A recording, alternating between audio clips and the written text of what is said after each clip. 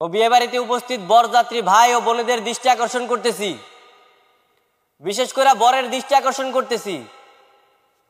আপনি যে মেয়েটারে বিয়ে করতেছেন মোসাম্মদ রোকেয়া খাতুন, ওর সাথে আমার দীর্ঘদিনের একটা সম্পর্ক ছিল। ও আমার এই সম্পর্ক ক্ষুণ্ণ করে আজকে আপনারা বিয়ে করতে চাইতেছে। আমি এই বিচারটা পুরো গ্রামবাসীর কাছে ও বরযাত্রীর কাছে দিয়ে গেলাম, আপনারা এই বিচারটা করবেন। মিছা কথা।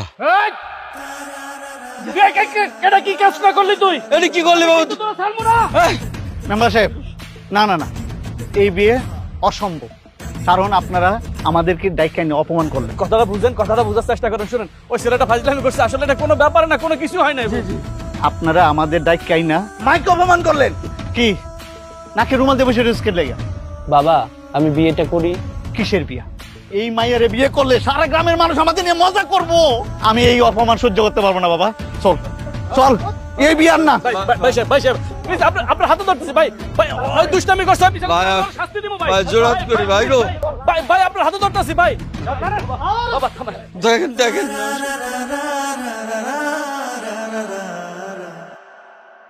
ভাই আপনি যে কামটা করলেন এটা কি ঠিক হইলো? এখন যদি রোকেয়ার বিয়েটা ভাঙ্গা যায় আর ওরা যদি মেম্বার সাহেবের কাছে গিয়ে নালিশ করে, মেম্বার সাহেব তো আমার গ্রামের তো বাইর করে দিব, আমার কাম কাজ বন্ধ হয়ে যাবো। এই হানিফ ভাই, আর মাইক সার্ভিসের কোনো দরকার নাই।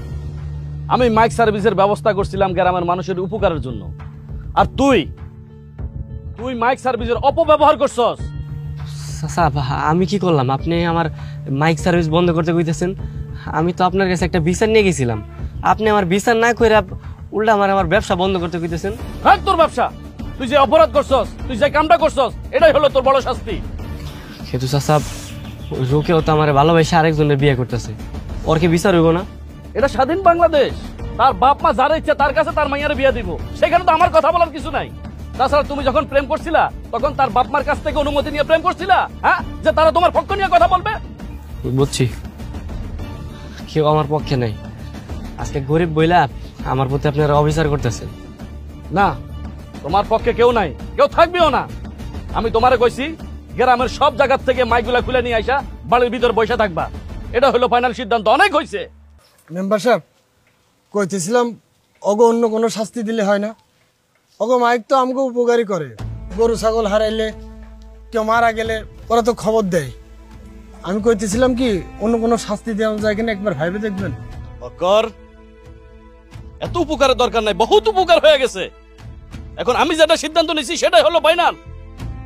সব মাইক খুলে নিয়ে আসতে হবে, প্রত্যেকটা মহল্লার থেকে মাইক খুলে নিয়ে আসতে হবে, এটাই আমার সিদ্ধান্ত।